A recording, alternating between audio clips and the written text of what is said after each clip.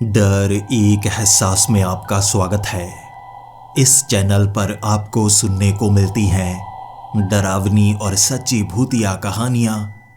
अगर आपको ऐसी ही वीडियोस देखना पसंद है तो हमारे इस चैनल को सब्सक्राइब करना ना भूलें। तो अब बढ़ते हैं आज की कहानी की ओर।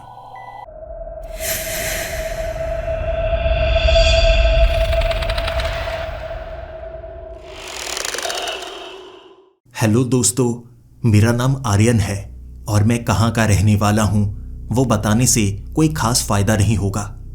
लेकिन मैं ये बता सकता हूँ कि मैं एक बैंक में कैशियर हूँ और 1 महीने पहले मेरी जिंदगी बहुत अच्छी चल रही थी।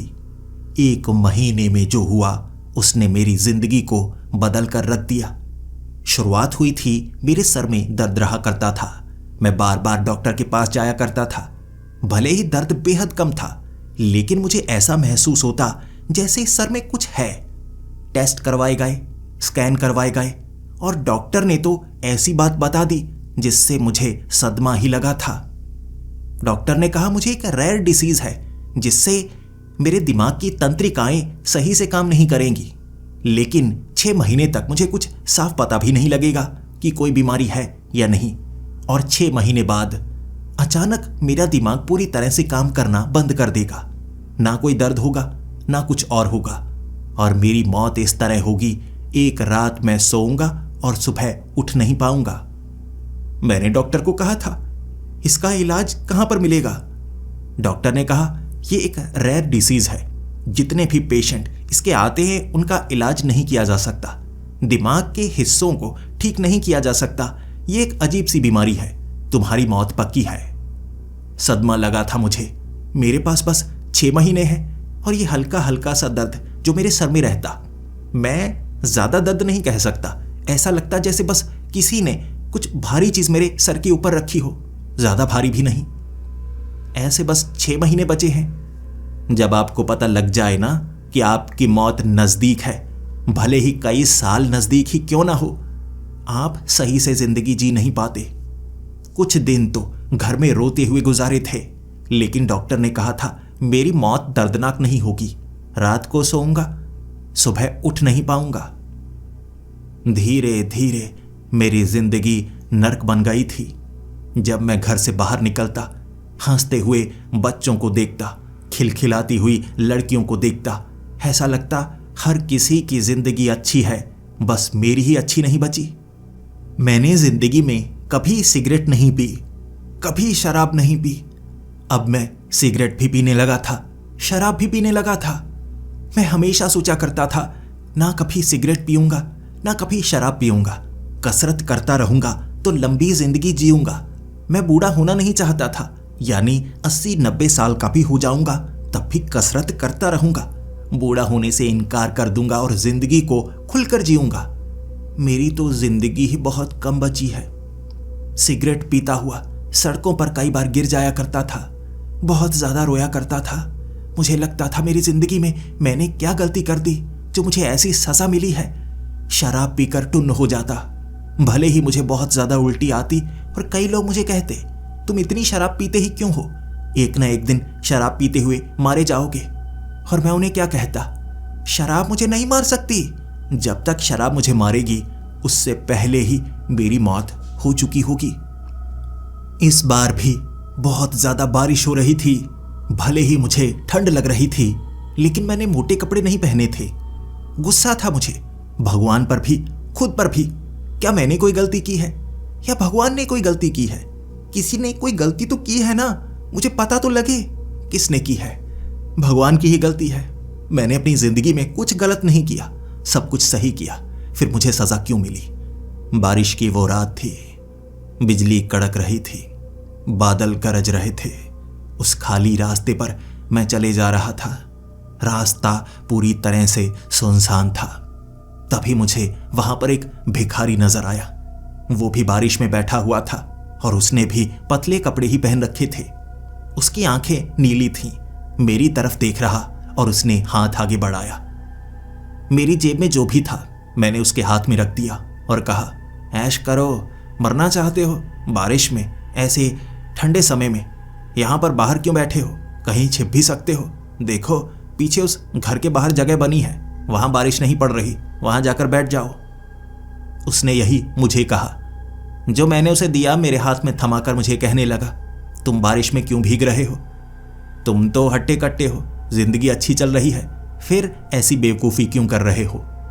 मुस्कुराते हुए मैंने उसे कहा, देखने में किसी की जिंदगी में परेशानी नहीं दिखती, वो उसके अंदर ही होती है, उसे वो जहर की तरह पी रहा होता है।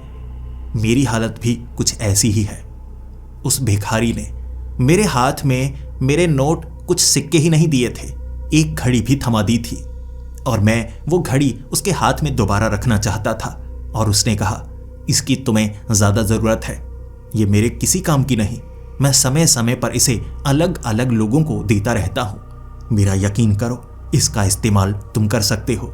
मैंने रोते हुए उसे कहा, मेरे पास समय ही नहीं है, तो घड़ी का क्या इस्तेमाल करूँगा, समय देखने से कोई फ़ायदा नहीं होगा। उसने कहा, यह घड़ी सिर्फ समय बताती ही नहीं, समय बढ़ाती भी है। मैंने उसको सवाल पूछा, बढ़ाती है मतलब इसकी जो सुइयां हैं आगे बढ़ती हैं, वो तो सभी घड़ियों की बढ़ती हैं। उसने कहा, नहीं, एक बार इस घड़ी को पहनो, उसके बाद ऐसे लोगों के पास जाओ जिनका समय तुम लेना चाहते हो। जानता हूं मैं, तुम्हारे पास कुछ महीने बचे हैं, उसके बाद तुम मारे जाओगे। यह घड़ी तुम्हें जिंदगी दे सकती है। ऐसे लोगों के पास जाओ जो समय बर्बाद करते हैं, तुम्हें लगता है उनका समय सही नहीं है, वो बर्बाद किए जा रहे हैं, उन्हें लंबी जिंदगी नहीं मिलनी चाहिए बल्कि तुम्हें मिलनी चाहिए। ऐसे लोगों के पास जाओ और उनका समय तुम्हें मिलेगा जो वो बर्बाद करते हैं। बस बटन दबाना, उन्हें छूना, उनका समय तुम्हें मिल जाएगा। कुछ घंटे, कुछ मिनट, कुछ सेकंड या कुछ महीने, तुम उनका समय लेना, तुम्हारी जिंदगी बढ़ जाएगी। उसकी बातें सुनकर ऐसा लग रहा था उसे सब कुछ पता है, लेकिन ये क्या पागलपन है। मैंने उस घड़ी की तरफ देखा, वो घड़ी चमक रही थी और ऐसा लगा जैसे उस घड़ी का पट्टा मेरी बाजू से चिपक गया हो।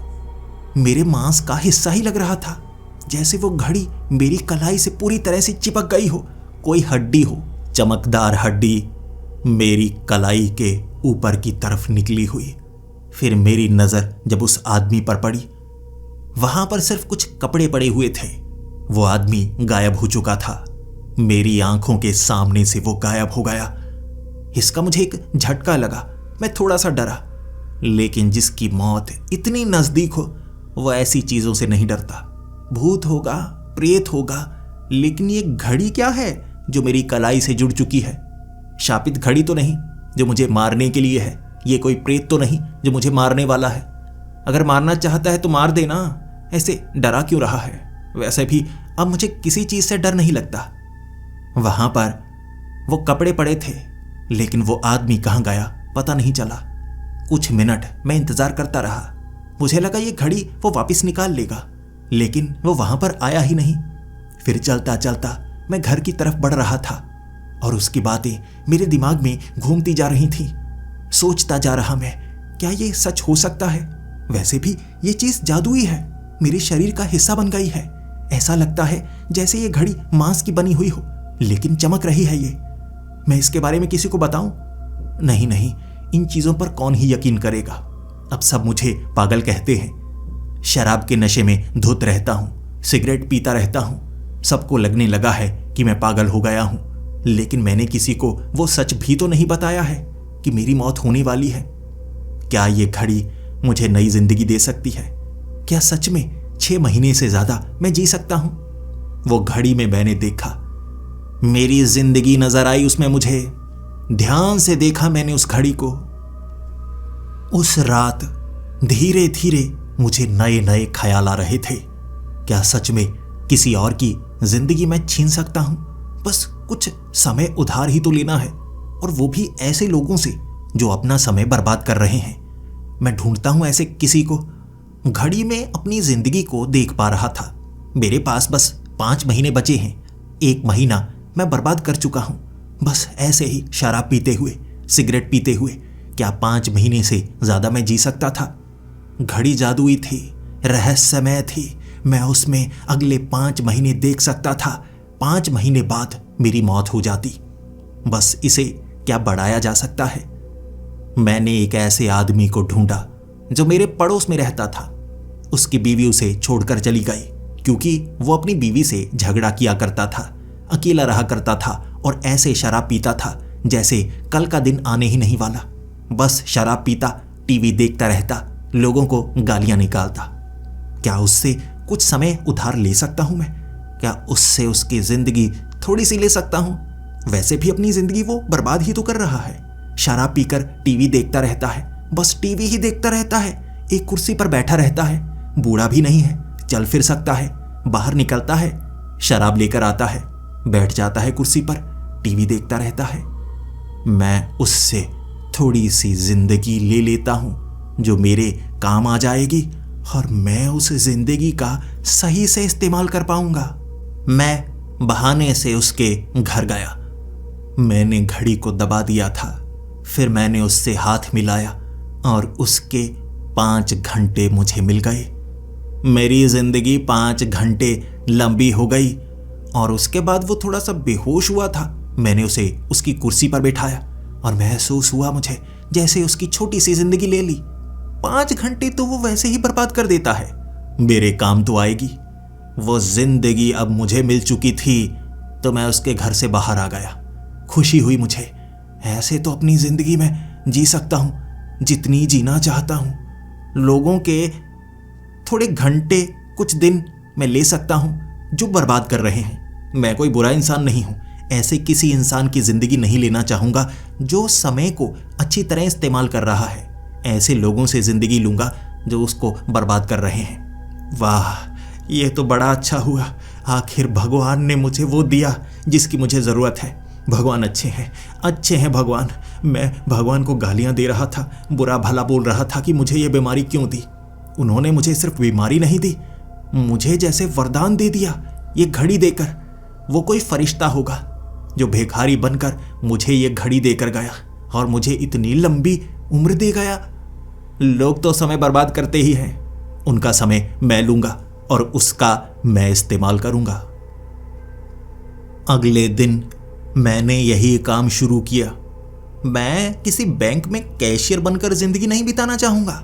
मैं जिंदगी खुलकर बिताना चाहूंगा, अमीरों की तरह। और मैं लोगों से उनकी जिंदगी या कहूं उनका समय लेता रहूंगा जो बर्बाद कर रहे हैं। सबसे पहले मैंने एक शराब की दुकान ढूंढी और फिर देखने लगा वहां पर कितने शराबी आते हैं। ऐसे शराबी जो बहुत बीमार लग रहे हों, जो शराब पीते ही रहते हैं। पूरा दिन मैं ये करता गया और रात के वक्त मैंने एक शराबी को ढूंढ लिया जो अपनी जिंदगी बर्बाद कर रहा था। नालियों में गिरा रहता। उसके पास काफी रुपए थे लेकिन उसका इस्तेमाल सिर्फ शराब पीने के लिए करता। मैंने उससे एक दिन ले लिया। मेरी जिंदगी एक दिन बढ़ गई। फिर वहां पर और भी कई शराबी मिले। एक दिन उनसे मैंने लिया। ऐसे लगभग 1 महीना अपनी जिंदगी एक ही रात में बढ़ा ली थी मैंने। ऐसे तो लोग मिलते रहेंगे। फिर मुझे लगा ऐसे कुछ और लोग मुझे ढूंढने होंगे जिनकी जिंदगी का कोई मकसद नहीं है। बुरे लोग। मैं जेल जाकर आता हूं ना, किसी से मिलकर आता हूं। मेरा दोस्त था जिसने एक छोटा सा क्राइम किया था, उससे मिलने के बहाने जेल में पहुंच जाऊंगा। किसी ना किसी और से मिलूंगा और बस ये बहाना लगा दूंगा ना कि यहां पर बस मिलने के लिए ही आया हूं। कुछ रुपए दूंगा, इससे मुझे जिंदगी मिल सकती है। ऐसे क्रिमिनल जिन्होंने ऐसा जुर्म किया है जो बहुत ज्यादा बड़ा हो, उनकी जिंदगी लेकर कोई बुरा काम नहीं करूंगा। जेल गया, अपने दोस्त के कुछ घंटे लिए मैंने। वहां कई क्रिमिनल थे, उनके कुछ घंटे लिए। ऐसे अपनी जिंदगी को मैं कुछ महीने बढ़ा चुका था और इसमें किसी का नुकसान भी नहीं हुआ। वो लोग जो क्रिमिनल हैं उनकी जिंदगी कभी ना कभी खत्म होगी। अगर उनकी उम्र लंबी भी हुई वो जेल में जिंदगी बिताएंगे। उम्र कैद मिली है उन्हें। ऐसे लोग मैं बाहर भी ढूंढना चाहता था। हर रोज जेल नहीं आ सकता। मुझे ऐसे लोगों के पास जाना होगा जो जिंदगी को बर्बाद कर रहे हैं। मेरी जिंदगी का एक ही मकसद था, लोगों की जिंदगी छीन लेना, लेकिन बस थोड़ी सी, जिससे उन्हें फर्क ना पड़े। और ऐसी जिंदगी जो वो बर्बाद कर रहे हैं। मान लो कुछ लोगों को 12-12, 15-15 घंटे सोना पसंद है तो जो जिंदगी वो सोकर बिताएंगे, अगर उनसे कुछ घंटे मैं वो जिंदगी ले लूं तो कोई बुरी बात थोड़े ना है। मुझे एक ऐसा आर्टिस्ट जानता था जो सोता बहुत था। मैंने उसके बारे में यही सुना था कि ये बहुत ज़्यादा सोता है। जब मैं उससे मिलना भी चाहता था वो बस यही कह रहा होता, मैं बड़ा थक गया हूँ। पेंटिंग बना रहा था, लेकिन पेंटिंग बनाते बनाते शरीर ज़्यादा थक गया तो मैं सोना चाहता हूँ। आज मैं उससे बेवजह मिलना चाहता था। जब मैं उसके पास पहुंचा, उसने बेहद खूबसूरत पेंटिंग बनाई थी। सच में आर्टिस्ट तो वो अच्छा था, सोकर जिंदगी ज़्यादा बिताता था। तो उससे कुछ समय मैंने ले लिया। मेरी जिंदगी थोड़ी आगे बढ़ गई और उसका समय बर्बाद नहीं हुआ। वो तो सो ही रहा था तो जिंदगी ले ली मैंने। मैं एक आदमी को बहुत पहले से देखा करता था जो मेरे बैंक में ही काम किया करता था। वो हमेशा लेट आया करता, कह देता मैं अपनी गर्लफ्रेंड से मिलने के लिए जा रहा हूं, और कई लड़कियों को उसने धोखा दिया था। अलग अलग जगह दोस्तों के साथ घूमने के लिए जाया करता। बहाना लगा दिया करता मेरी दादी जी बहुत ज्यादा बीमार है। हम मैनेजर को कुछ बताया नहीं करते थे, लेकिन कभी वो घर में बैठा रहता, सोता रहता, समय बर्बाद करता ही रहता। मुझे लगा उससे भी कुछ जिंदगी ले लेता हूं, कोई बुरी बात नहीं है। कुछ घंटे वो बर्बाद ही करता है। वो कुछ नशे भी करता है, कई बार इंजेक्शन लगाता है और लेटा रहता है अपने घर में ही। अगर उससे कुछ जिंदगी ले लूं कोई बुरी बात नहीं है। मैंने उससे भी थोड़ी सी उसकी जिंदगी ली, या कहूं उसका समय लिया, और फिर वो समय मुझे मिल गया। मेरी जिंदगी और लंबी हो गई। फिर मैं किसी और को ढूंढने लगा जिसका समय मैं ले सकता था। मुझे एक लड़का मिला, 17 साल का वो लड़का। वीडियो गेम पार्लर में बहुत ज्यादा वीडियो गेम्स खेला करता था। वो दुकान जिसकी थी वो खुद कहा करता था कि बच्चे कुछ कर ले, तू पूरा दिन गेम्स खेलता ही रहता है। मुझे लगा अगर मैं उसकी जिंदगी के कुछ पल ले लूं तो ज्यादा अच्छा रहेगा। वो घर में अकेला था, गेम्स खेल रहा। कभी कभी मैं उससे मिलने के लिए जाता था क्योंकि उसे क्रिकेट खेलना पसंद था। कभी कभी 1-2 घंटे ग्राउंड में क्रिकेट खेलने के लिए आता था और मुझसे बहुत ज्यादा बनती थी। हम दोनों पागल थे, पागलों जैसी बातें करते थे। मैं उसके घर गया, उससे बातें करने लगा, उसको छुआ, वो बेहोश हो गया और उसके कुछ दिन मुझे मिल गए। वैसे भी उसको जिंदगी में कुछ खास करना नहीं था। उसके पिता के पास बहुत ज्यादा रुपए हैं और वो अय्याशी की जिंदगी जीना चाहता था। एक दिन वो अय्याश बन जाएगा। गेम से बाहर तो वो आता नहीं, गेम्स खेलता रहता है, अकड़ू है, कई लोगों की बेइज्जती कर देता है। उससे कुछ जिंदगी ली है जो मेरे लिए अच्छी होगी, और इस तरह तो मैं कई महीने आगे तक की जिंदगी बढ़ा चुका हूं। 9-10 महीने तो आगे बढ़ ही चुके हैं।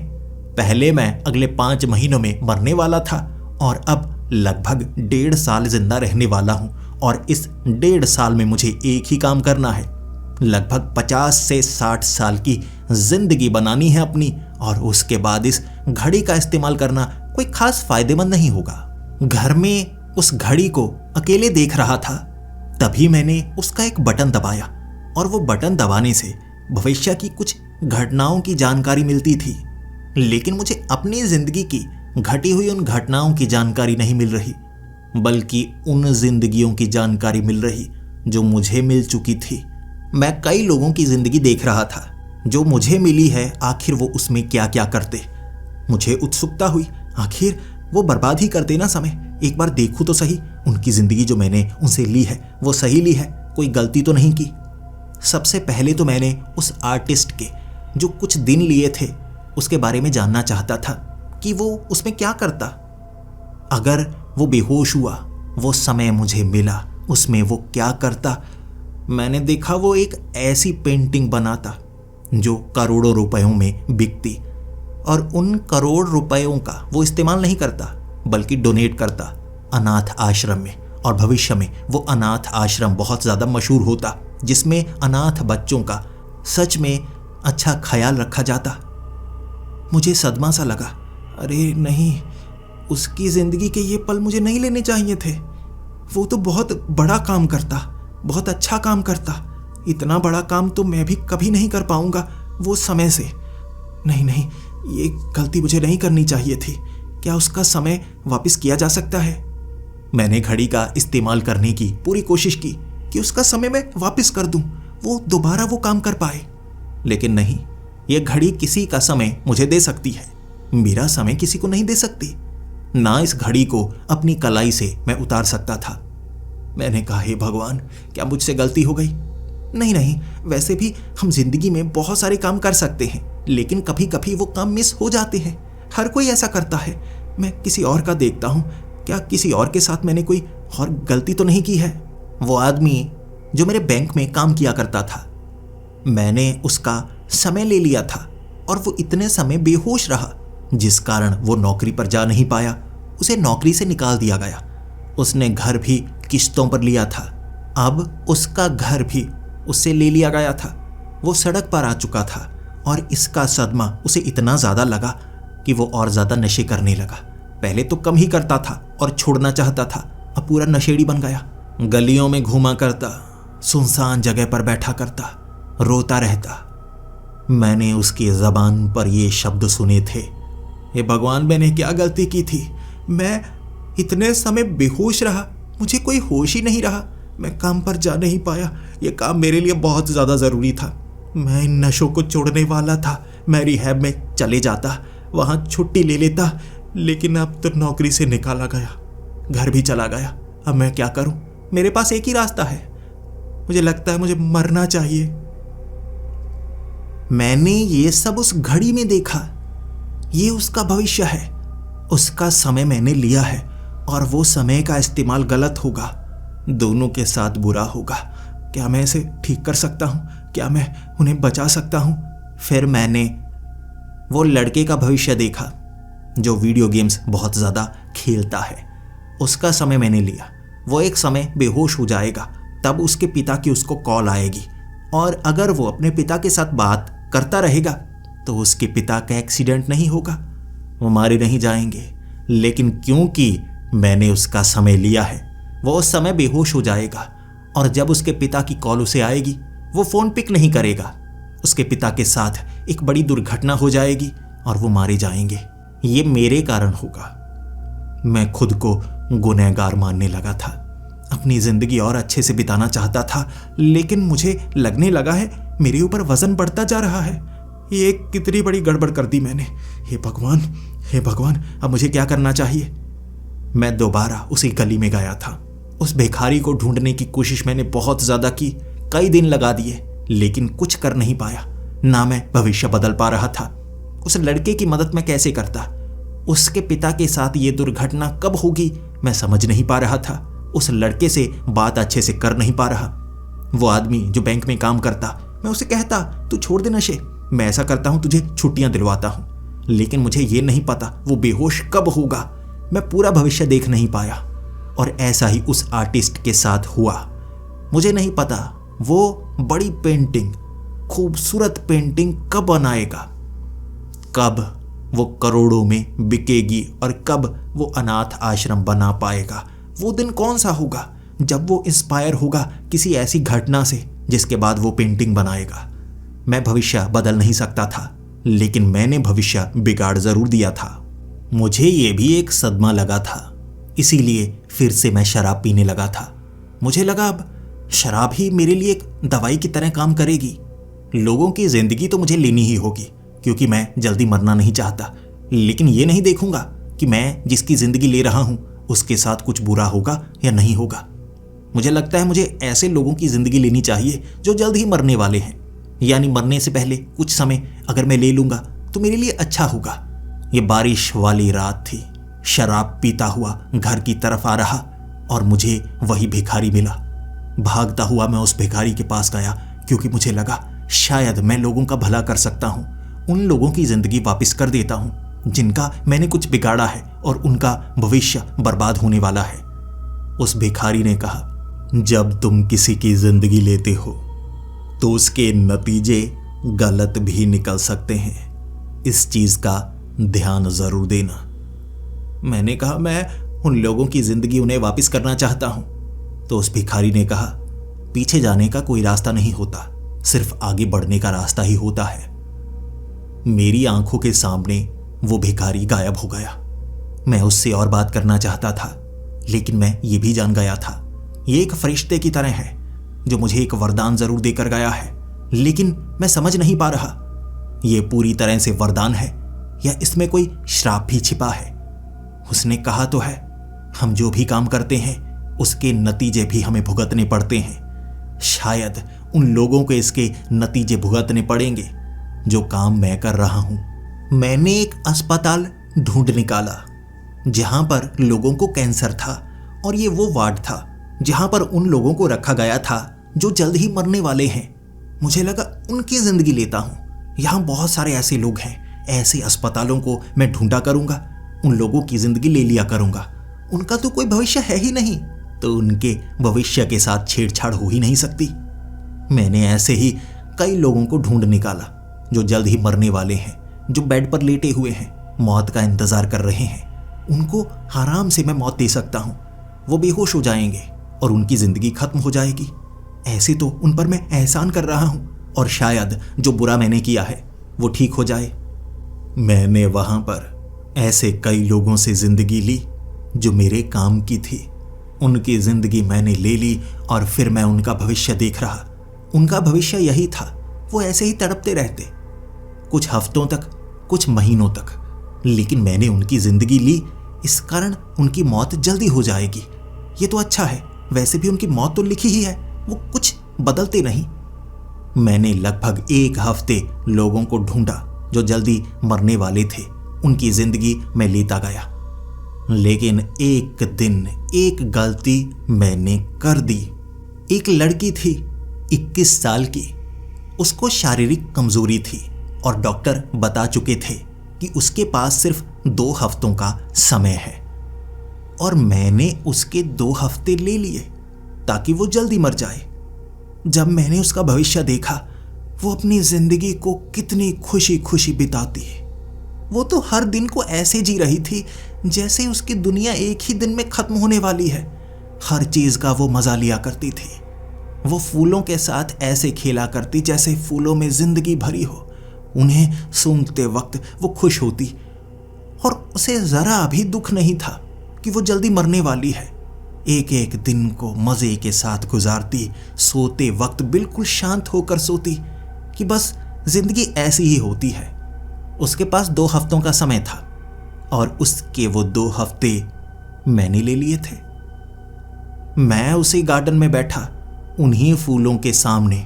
मेरे आंखों में आंसू आ गए थे, और मैं बस सब कुछ पीछे बदल देना चाहता था। जो मैंने गलत किया है मैं उसे ठीक करना चाहता हूँ। मैंने अपनी कलाई को एक पेड़ पर मारना शुरू कर दिया।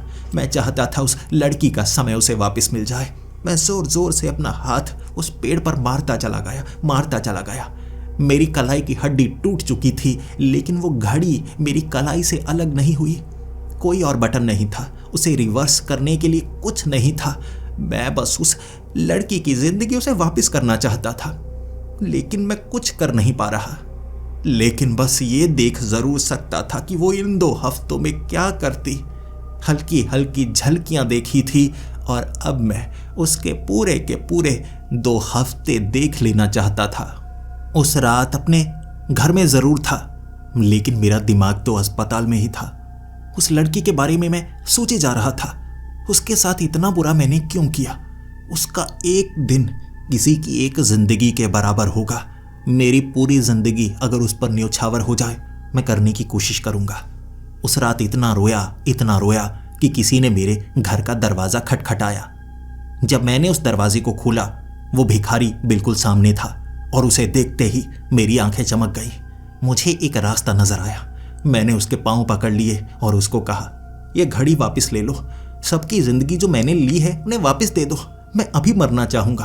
अगर मैं अभी मर सकता हूं और उनको जिंदगी वापस मिल सकती है, मैं तैयार हूं। लेकिन उस भिखारी ने मुझे ऐसा जवाब दिया जो मैं सोच नहीं सकता था। उसने कहा, तुम उनकी जिंदगी ले चुके हो, वापस इस घड़ी के जरिए नहीं कर सकते। उनकी जिंदगी में बदलाव लाने की कोशिश करो तो जो जिंदगी तुमने छीनी है उन्हें वापस मिल जाएगी। तुम भविष्य बदल सकते हो। जब भविष्य बिल्कुल वैसा हो जाएगा जैसा पहले था, तो वो जिंदगी तुमसे छीन ली जाएगी और उन्हें वापस दे दी जाएगी। तुम्हें ऐसा करना होगा। फिर मेरी आंखों के सामने वो भिखारी गायब हो गया। और मुझे एक रास्ता पता लग गया था। तो मुझे लगा बस उनकी ज़िंदगी मैं बदलने की पूरी कोशिश करूँगा। अब कहाँ से शुरुआत करूँ? मैं शुरुआत उन लोगों से करता हूँ जहाँ मैंने शुरू में उनसे ज़िंदगी ली है। फिर सब कुछ ठीक हो जाएगा शायद। जो बुरा मैंने किया है सब ठीक किया जा सकता है। मैं सबसे पहले उस आर्टिस्ट के पास गया। उससे बहुत ज़्यादा बातें करने लगा। अच्छी अच्छी बातें कर रहा, उसकी तारीफ कर रहा। फिर मैं उसे कह रहा, मेरे लिए एक खास काम करोगे? लेकिन मुझे वो चीज़ नहीं चाहिए, बस तुमसे काम करवाना है, समझ लो। उसने कहा, बताओ। मैंने कहा, अपनी ज़िंदगी में तुमने जो भी देखा है, जो सबसे अच्छा हो, उससे इंस्पायर होकर तुम बस एक ऐसी पेंटिंग बनाओ कि बस उससे सब कुछ अच्छा हो जाए, जिससे किसी की भलाई भी हो। तुम बस सोते रहते हो, फिर पेंटिंग बनाते हो, फिर उसे जल्दबाजी में बेच देते हो। इस तरह तुम किसी के साथ कोई भला नहीं कर रहे। तुम एक महान आर्टिस्ट बन सकते हो। बस एक ऐसी पेंटिंग बना दो जिसे बेचने के लिए भी पूरी कोशिश करो, और फिर जो धन तुम्हारे पास आए उससे कुछ अच्छा कर दो। वो मेरी बातों से बहुत ज़्यादा इंस्पायर हो रहा था। अब उसे नींद नहीं आ रही थी। वो मेरी बातें सुनना चाहता था। मैं उससे बातें करता गया। जब मैं उसके घर से बाहर निकला था, मेरी घड़ी का समय पीछे हो चुका था। मैं अपनी वो जिंदगी जो उससे छीन चुका था उसे वापस कर चुका था। अब मैं उसका भविष्य देख सकता था। अब वो ऐसी पेंटिंग बनाएगा जो महंगी बिकेगी और उससे वो अनाथ आश्रम बना पाएगा। उसकी जिंदगी मैंने वापस कर दी थी। भले ही मेरी जिंदगी कम हो गई, लेकिन मुझे खुशी हुई। जो गलत मैंने किया वो मैं ठीक कर पाया। अब बाकियों के साथ भी मुझे ऐसा करना होगा। मेरे बैंक में काम करने वाला वो आदमी, मैंने उसको रिहैब में पहुंचाया। भले ही जबरदस्ती करनी पड़ी, लेकिन वो नशे छोड़ नहीं पा रहा था। और मैंने बैंक में बात भी कर ली थी कि ये थोड़े नशे कर रहा है। अगर 20 दिन की छुट्टी मिल जाए तो इसकी ज़िंदगी बदल सकती है। उसे छुट्टियां मिल गई। रिहैब में 20 दिन वो रहने वाला था और 2 दिन में ही उस पर असर होने लगा। डॉक्टर कह रहे थे ये खुद छोड़ना चाहता था, अब छोड़ पाएगा। ऐसे मेरी घड़ी का समय पीछे हो गया। यानी मैंने उससे जो समय लिया था उसे वापस वो समय पहुंच चुका था। अब उसे नौकरी से निकाला नहीं जाएगा। वो नशे छोड़ भी देगा, उसका घर भी नहीं बिकेगा और उसकी जिंदगी जैसी पहले होने वाली थी वैसी ही होगी। मैंने उसकी जिंदगी में मान लो कोई बदलाव नहीं किया है। फिर उस लड़के के पास गया जो वीडियो गेम्स बहुत ज़्यादा खेलता था। मैंने उससे ढेर सारी बातें की, उसे बाहर खेलने के लिए बुला लिया। क्रिकेट उसके साथ मैं खेलता गया और वो खुश था। उसे गेम्स खेलना पसंद था, घर में बैठकर ही नहीं, बाहर भी। इस तरह मैंने उसका समय भी उसे लौटा दिया। जब उसे छुआ उसका समय उसके पास, मेरी घड़ी का समय पीछे चला गया। ऐसे उसके पिता की कॉल जब उसे आएगी वो उठाएगा और उसके पिता के साथ जो दुर्घटना होगी वो अब नहीं होगी और उसके पिता बचेंगे। भविष्य में ये खुश रहेंगे। मैंने उसकी जिंदगी भी उसे लौटा दी थी और फिर ऐसा मैं सबके साथ करने लगा। किन किन की जिंदगी मैंने ली है उन सबको मैं जिंदगी लौटाता चला गया। यह काम मैं खत्म कर देना चाहता था। अब मुझे मरने से डर नहीं लग रहा, लेकिन बचा हुआ जो समय था इसी चीज में निकलता जा रहा। घड़ी का समय पीछे होता जा रहा। मुझे मौत से डर बिल्कुल नहीं रहा। आखिरकार मैं सबका समय लौटा चुका था और अब वो लड़की जो जल्द ही मरने वाली है उसका समय उसे लौटाना चाहता था, लेकिन मुझे पता नहीं था कि उसका समय मैं लौटा पाऊंगा या नहीं। अगर मैंने कोई गलती कर दी शायद बहुत देर ना हो जाए। मैं जल्दी से उस लड़की से मिलना चाहता था। वो अस्पताल में नहीं थी, वो बाहर गार्डन में थी। उसे देखकर खुशी हुई। अब मैं उसके साथ कुछ समय बिताऊंगा और उसकी ज़िंदगी उसे वापस मिल जाएगी, लेकिन बदले में मेरी ज़िंदगी कम हो जाएगी और लगता है इतनी कम हो जाएगी कि इन दिनों में मैं मारा जाऊंगा। सारा समय तो मैंने इन घटनाओं को ठीक करने में ही बिता दिया। फिर क्या था, उस लड़की का नाम रिया था। मैं उसके सामने बैठा हुआ, मुझे अजीब सा महसूस हो रहा। मुझे ऐसा लग रहा था जैसे किसी अनजान लड़के को पास आते हुए देख मुझसे दूरी बनाने की वो कोशिश करेगी, लेकिन ऐसा नहीं था। मेरा चेहरा उतरा हुआ था। जब मैं उसके करीब पहुंचा वो खिलखिलाकर हंस रही थी और उसने मजाक मजाक में कहा, क्या हुआ, चेहरा उतरा हुआ क्यों है? ऐसा तो नहीं जल्द ही तुम मरने वाले हो? मेरी आंखों से आंसू टपक पड़े और वो हंसते हुए कहने लगी, अरे फिर क्या, तुम भी मरने वाले हो, मैं भी मरने वाली हूं, तो जो बची हुई जिंदगी है उसे हम जी सकते हैं। मैंने रोते रोते कहा, कैसे जी सकते हैं? जब आपको पता है आप मरने वाले हैं, आप जिंदगी को अच्छी तरीके से कैसे जी सकते हैं? वो खौफ, वो डर आपको खाता रहता है, बचने की कोशिश आप करते रहते हैं। उसने कहा, बचने की कोशिश करते रहते हैं? क्यों? हम क्या हमेशा के लिए जिंदा रह पाएंगे? सबको मरना तो है, हमें पता है हम मरेंगे, फिर भी हम खुश कैसे रहते हैं? क्योंकि हम उस घटना को भूल जाते हैं, हम उसे अपना लेते हैं। जब हम मौत को अपना लेते हैं तो डर नहीं रहता। उसके बाद जो बचा है हम उससे जिंदगी जीने की कोशिश करते हैं। मान लो तुम्हारे पास ढेर सारा खाना है, तुम्हें पता है बहुत खाना है, बहुत खाना है, क्या तुम खुश रहोगे? या तुम्हारे पास बस एक वक्त का खाना है, क्या उसमें भी तुम खुश होकर एक वक्त का खाना अच्छे से खाओगे या नहीं? वैसे ही हमारी जिंदगी है, वो लंबी है या नहीं इससे कोई फर्क नहीं पड़ता, वो जिंदगी बड़ी होनी चाहिए।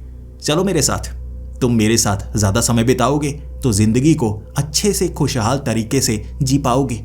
चलो तुम्हें मैं दिखाती हूं कि मेरे पास कितनी बड़ी ताकत है जो भगवान ने मुझे दी है। उसकी बातें ऐसी लग रही थी जैसे जादुई हूं, और वैसे भी मैं जादू देख चुका था, ऐसा तो नहीं उसके पास भी कोई जादू हो। मैं उसके पीछे पीछे चल पड़ा। वो मुझे गार्डन के उस हिस्से में लेकर गई जहां पर ज्यादातर पत्थर ही पड़े हुए थे। उसके बाद मुझे एक तरफ बैठने के लिए उसने कहा।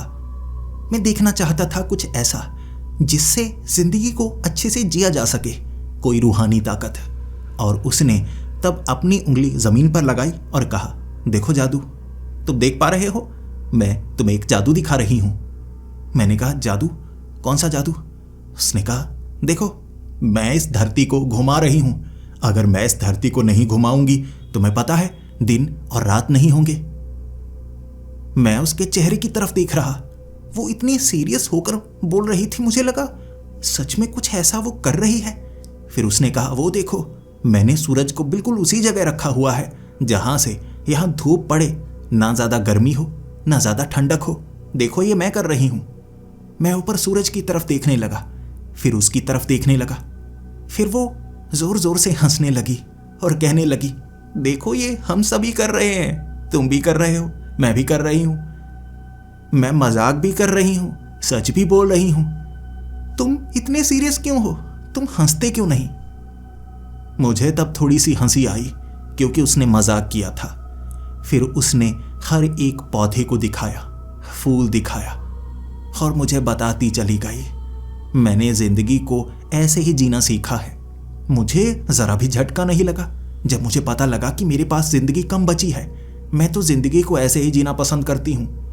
क्या पता हमारी मौत कब हो जाए? तुम्हें पता है तुम्हारी मौत कब होगी, या उससे पहले होगी या उसके बाद में होगी? हमें बिल्कुल नहीं पता। तो जिंदगी को ऐसे जियो जैसे अभी जिंदगी खत्म होने वाली हो। वो मुझे नई नई जगह दिखाने लगी और मैं उस जगह को देखकर खुश होता चला गया। सच बताऊं, इतने महीनों में पहली बार हंसा था, दिल से हंसा था, और जरा भी बोझ मेरे ऊपर नहीं था कि मैंने किसी के साथ कुछ बुरा किया है। जिंदगी तो कभी ना कभी खत्म होगी ही। जानता हूं मैं, मौत बेहद नजदीक आ रही है और मैं मरूंगा ही, लेकिन जरा भी बोझ लेकर नहीं मरूंगा, खुशी खुशी मरूंगा। सबको मरना ही तो है, कौन बचेगा? कोई भी नहीं। तब रिया ने मुझे कहा, तुम्हें क्या अच्छा लगता है, तुम भी मुझे दिखाओ। मुझे तो गार्डन में घूमना पसंद है, तुम्हें भी जिंदगी में कुछ ऐसी जगह पसंद होगी जहां जाना तुम पसंद करते हो और खुश हो जाते हो उस जगह को देखकर। मुझे भी दिखाओ। कोई यहां दोस्त नहीं बन रहा, सब बहुत ज्यादा मायूस रहते हैं। जीना किसी को पसंद ही नहीं। मैं जीना चाहती हूँ, हर दिन अच्छे से जीना चाहती हूँ। क्या तुम मेरे साथ एक एक दिन जी सकते हो? मान लो कि हम दोनों जीवन साथी ही हैं। अगर तुम भी जल्द मरने वाले हो, मैं भी मरने वाली हूं, तो जीवन साथी ही समझ लो। उसकी बातें सच में रूहानी थी, जादुई थी, लेकिन जादू नजर नहीं आया, महसूस जरूर हुआ। फिर क्या, उसे मैं वो जगह दिखाने लगा जो मुझे पसंद होती हैं। पहाड़ों में हम चले गए, उस पहाड़ के बिल्कुल शिखर पर दूर दूर छोटे छोटे पहाड़ नजर आने लगे। वहां पर वो बैठ गई और कहने लगी कि इतनी खूबसूरत जगह है, अरे देखो तो सही, ये पहाड़ के आगे बाकी सारे छोटे छोटे पहाड़ ऐसे लग रहे हैं जैसे इसके बच्चे हों। मैंने तब दूर सफेद पर्वत दिखाया और वो खुश हो गई। सफर भले ही ज्यादा लंबा नहीं करना पड़ा था, लेकिन यहां आकर ऐसा लगा ये सफर तो कुछ भी नहीं था, इसके लिए तो जिंदगी तक कुर्बान की जा सकती है। वहां बैठे हम बातें करते रहे और बातें करने में भी इतना मजा आ सकता है मुझे कभी नहीं पता था। बच्चों की तरह खेल रहे थे हम दोनों ने, एक एक लकड़ी ली और तलवारबाजी करने लगे। वहां ऐसे लड़ रहे थे जैसे छोटे बच्चे लड़ रहे हों, और हंस भी ऐसे रहे थे जैसे छोटे बच्चे हंस रहे हों। किसी की परवाह नहीं थी कोई हम पर हंस रहा है या नहीं। कुदरत ऐसी ही है, आपको सब कुछ देती है, लेकिन आपको महसूस करना आना चाहिए। उसके पास कुछ दिन थे, मेरे पास भी कुछ ही दिन थे, और उन दिनों को हम ऐसे बिताना चाहते थे जैसे एक दिन एक जिंदगी के बराबर हो, और हमने ऐसे बिताए, एक दूसरे के हाथ को पकड़े हुए। मुझे एक ऐसी ही प्रेमिका चाहिए थी, और अब ये भी समझ पा रहा था वासना से परे भी प्रेम होता है। उसका हाथ पकड़े प्रेम का एहसास होता था, दुनिया का एहसास होता था, जैसे हम एक हो चुके हों। लेकिन धीरे धीरे हर दिन बीतता गया। जिंदगी कम होती हुई नजर नहीं आ रही, जिंदगी बड़ी होती हुई नजर आ रही। उसके वो शब्द हर बार वही होते, जिंदगी लंबी नहीं होनी चाहिए, बड़ी होनी चाहिए। आप कितनी बड़ी कर सकते हैं? मैं इस धरती को चलाती हूं अपनी उंगली से, मेरे लिए मेरी जिंदगी इतनी बड़ी है। मैंने कहा मैं इस ब्रह्मांड को चलाता हूं, हर ग्रह मुझसे ही बना है, मैं भी वही कण हूं जो ब्रह्मांड के एक दूसरे छोर पर बनी हुई चीज का कण है। हम एक ही तो थे, शून्य से सब कुछ प्रकट हुआ है, तो मैं भी उसी शून्य का भाग हूं, ब्रह्मांड में ही हूं। ऐसी पागलों जैसी बातें करके हम खुश होते जा रहे थे, और दिन बीतते जा रहे। वो हर चीज में खुशी ढूंढती थी, मैं भी हर चीज में खुश होना सीख चुका था। मौत नजदीक आ रही थी, लेकिन डर गायब हो चुका था। मौत कोई बुरी चीज नहीं है, जिंदगी का हिस्सा है, इसे भी अपनाना सीखना चाहिए, क्योंकि मौत हर चीज को शांत कर देती है। दुख सुख सब कुछ हमें शून्य का आभास होता है, ये मौत ही करती है।